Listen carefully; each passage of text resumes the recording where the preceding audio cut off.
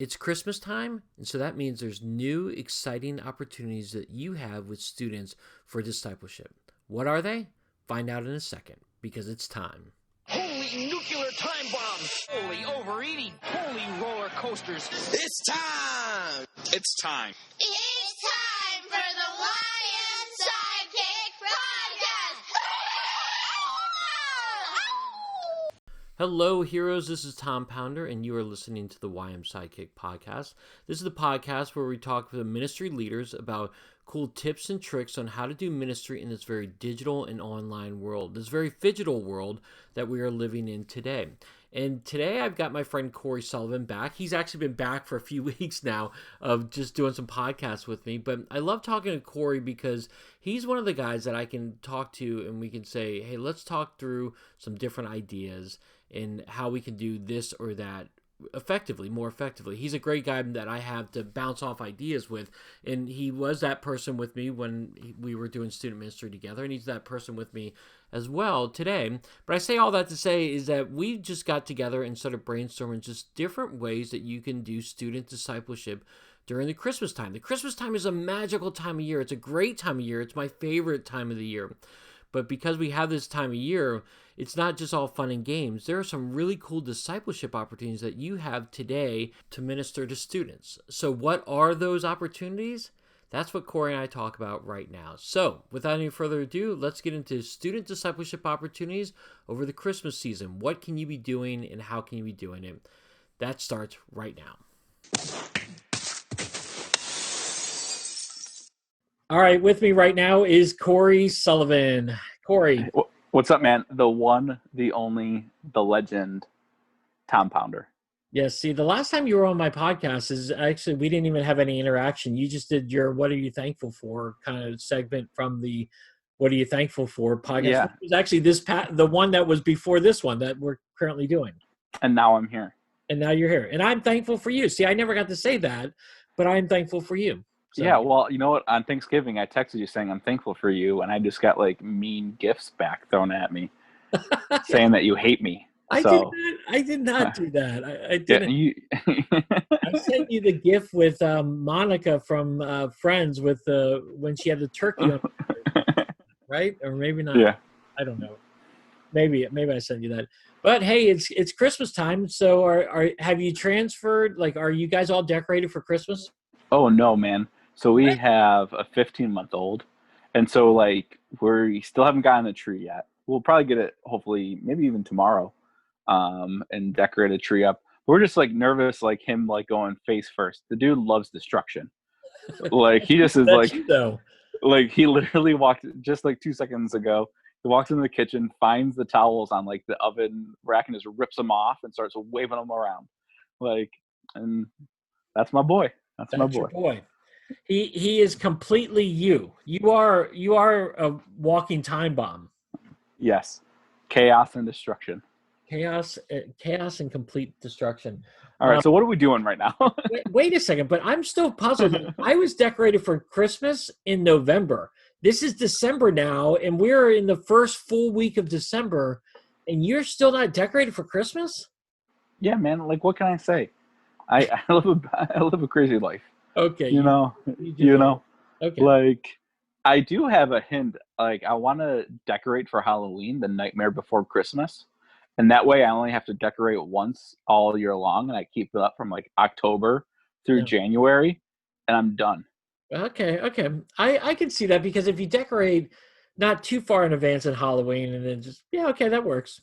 Okay, do it. Next year you can do one it. and done. One and done. Next year you do it. Okay, Cory, today we're talking about discipleship, and we're talking about Christmas, and we're talking about different ways that you can have discipleship opportunities or be discipling students right now during this Christmas season. So this podcast is really specific about just, hey, how can you do that? What are some things that you can do? So start us off, Cory. Well, I think really it's obviously we got to think creative. Like no matter what right now, like with different states having different guidance, for all the audience and people listening, you got to think creatively. You got to think outside the box. You got to think pivot into wins. But it really comes down to the idea of like, having the mindset of discipleship. Like you have to say, all right, how can I do this event, this thing, this activity, this study, whatever that means, and how can I use that to point someone closer to who Jesus is, right? Like, how can I use and leverage that for those purposes? Yeah, you and I talk about this all the time because we're young life guys. But you earn the right to be heard. And again, you do a lot of the fun things, you do a lot of the activity-centered stuff, attractional stuff, to earn that right with students. But eventually, you're going to have to be heard, and they're going to have to hear about Jesus, and you're going to have to be the one that shares that with them. Yeah, and I think there's a ton of different opportunities, in this season, right? You Mhm. think about like, hey, your traditional like serve opportunities, right? Like go with a bunch of your group and serve somewhere. Whether that means like you're packing shoe boxes for Operation Christmas Child. I'm not sure if the deadline passed on that already. Yeah, it's already It might past. have. I'm not paying attention. Or But but for like next year. there's a lot of like local drives. Yes. There's Toys for Tots, and there's a lot of places that this time of year it like ramps up in giving and in service, and in helping one another out. And I think that's just an easy way to do it. But really, I think when you do something like serve, you have to tie it back into like the purposes of why we serve, Hmm. right? And what's the point of that? And how does us serving our communities reflect the character and the nature of God? Yeah. Right? Because great, like a lot of people serve. A lot of people who aren't Christians serve. A Yes. lot of people who don't do that like give back and give money and they're generous. But so what makes that different for someone who proclaims Jesus? Right? Like what does that look like and why? Yeah, I like that because again, there are a lot of good people in the world, and there's a lot of good people. Just because you're good doesn't mean you're doing it for Jesus. And so when you go do good, and like you said, there's lots of different things. There's food banks.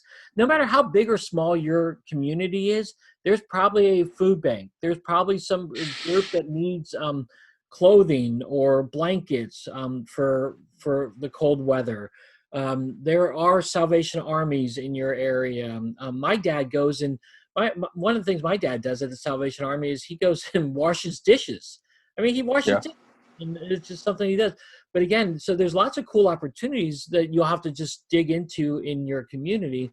But then take that time after you get done serving. You can prep them beforehand, but take that time after and debrief it with them and say, how is it that was serving? Use that time as an opportunity to share about Jesus more and to make the connection between what they're doing and how it is affecting your relationship with Jesus. And there's a lot of opportunities just to like have them gather or be in community, whether that's in person or virtual. Like do something intentional about helping people build community. I think that's something that like me personally has been hit with this entire year is how important community actually is. And so like whether that might be watching like Christmas movies together, Yeah. right? And just talking and having the moment and having a captivated audience while you're there and doing something. So it's not just like, hey, let's hang out, have a good time. All right, see you later. But it's you're being intentional about a conversation, from little things like Home Alone, right? And talking about how important family is and like the values of family, and bring that back into what Jesus says about those same values, Yeah. right? And having those comparisons and those connections is so important. Yeah, I like what you said there too. Again, making the connection. There's so many great Christmas movies out there, and even great Christmas specials out there, television specials. Dude, I just watched Nestor, the long-eared donkey today. I've never seen it before. Oh, really? Here, I think that's one of the Rankin Bass ones, right? Is it the claymation type things? yeah, it's like the claymation type Yeah. things, but I'd never even seen it or heard of it before. I, It was I've heard. I watched the last 5 minutes and it was really weird. I watched a little bit of that. I like those Rankin Bass ones. Although there was one on Rudolph's Shiny New Year or something like that, or Rudolph, and I'm like, if it's Rudolph, I want Christmas. I don't want Shiny New Year or Christmas in July type of thing. But I like the fact that you can process that with them and process the meaning and bring it back scripturally and use it as a discipleship opportunity. And you don't have to just do this, like, again, based on COVID restrictions or whatever it's like in your community.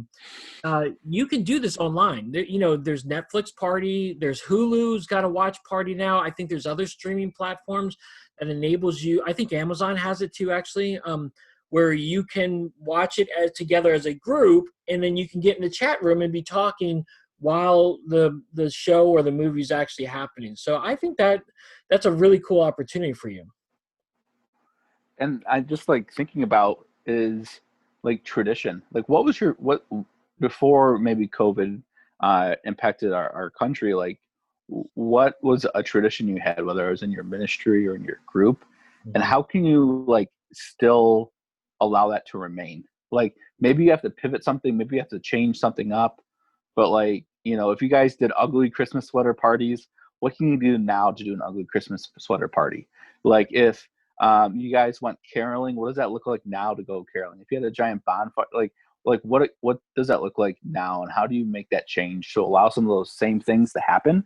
Because I know a lot of the students miss that. They miss like what was, because things have been so changed dramatically, and you use those opportunities like it's not just fun for the sake of some laughs, right? But it's fun for the sake of win the right to be heard, to take that moment, shoot your shot, and proclaim who Jesus is, and enjoy it.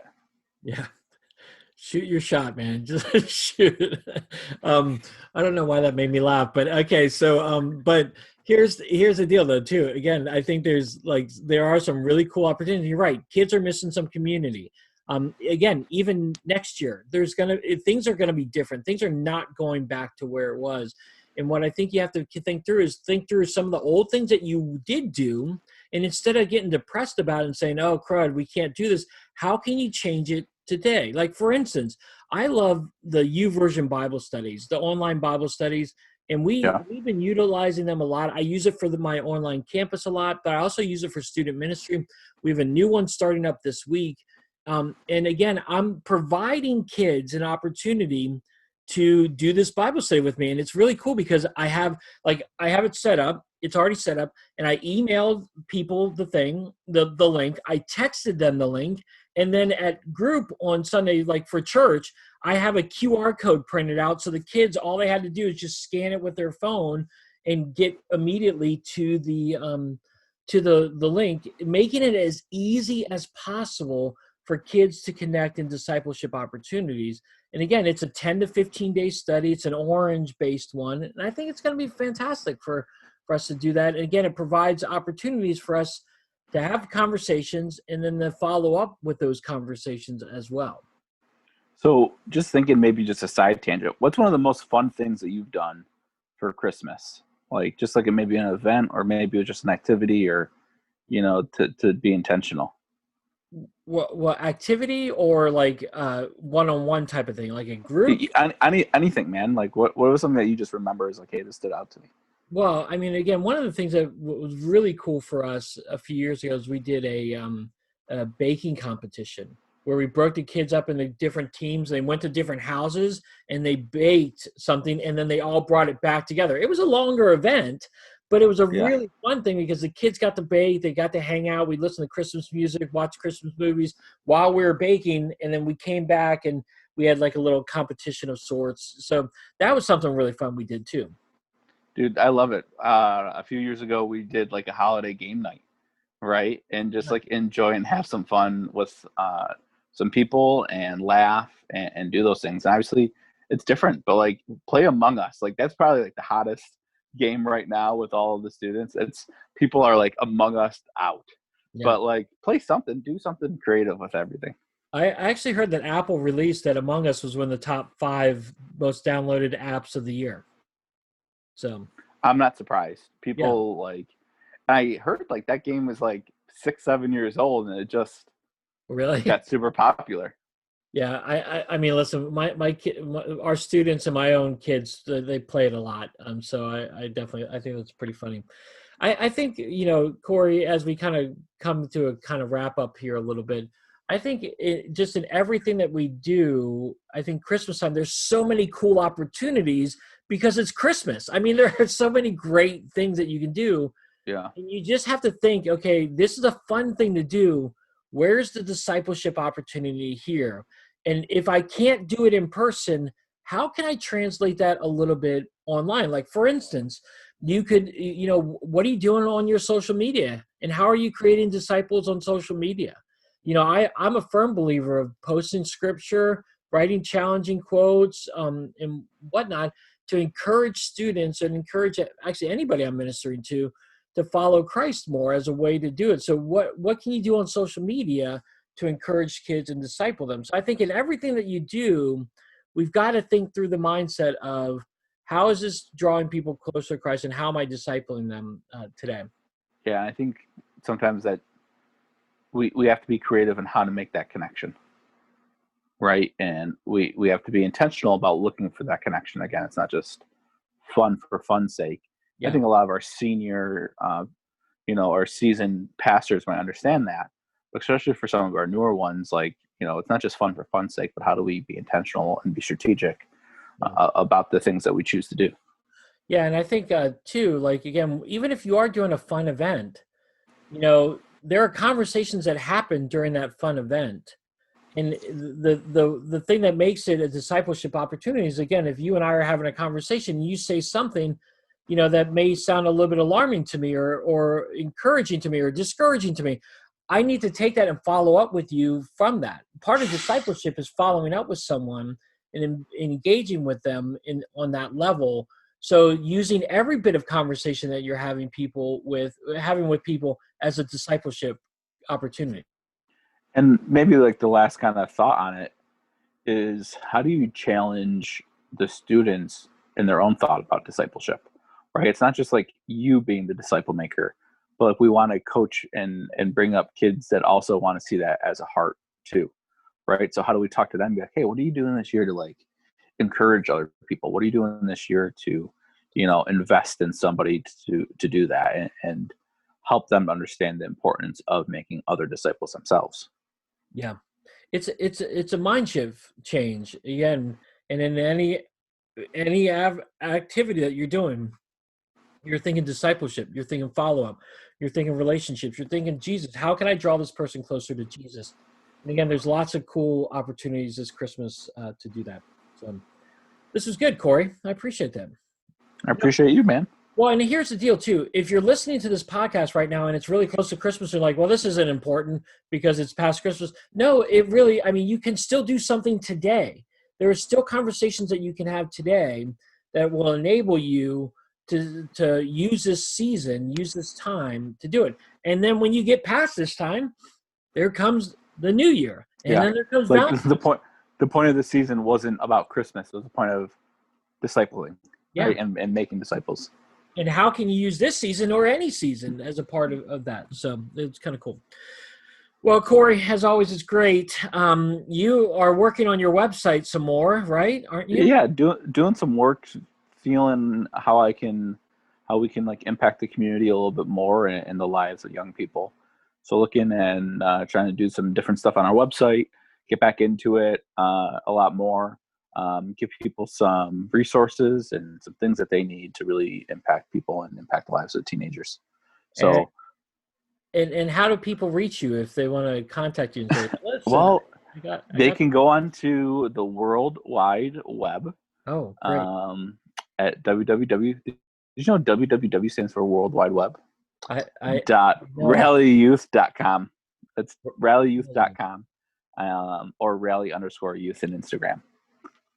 Yeah, and Cory, even though he's got a little kid, he's going to be completely dedicated to that. And he's like, I'm going to be posting. But you can also DM him and ask him questions. Cory's a great resource, and he's always good to bounce ideas off of, and he's always got ideas as well. So that's why I have you on the podcast so much. Thanks, man. At least I'm good for something. You're not saying anything. You're not. I got nothing. I got nothing. Okay. All right. Merry Christmas, you filthy animal. Yeah, Merry Christmas to you as well. All right, so there you have it, my conversation with Cory. It's always great talking to him. And again, this Christmas time of year, talking through some new ideas, some fresh ideas. And so we outlined just a few different ideas on what you can do for student discipleship. So what do you think about it? What are you doing right now for student discipleship around Christmas? Again, with Christmas time comes a whole new set of ideas and fresh thoughts about what you can do, because you can use the Christmas theme in a variety of different ways for discipleship. So what are you doing?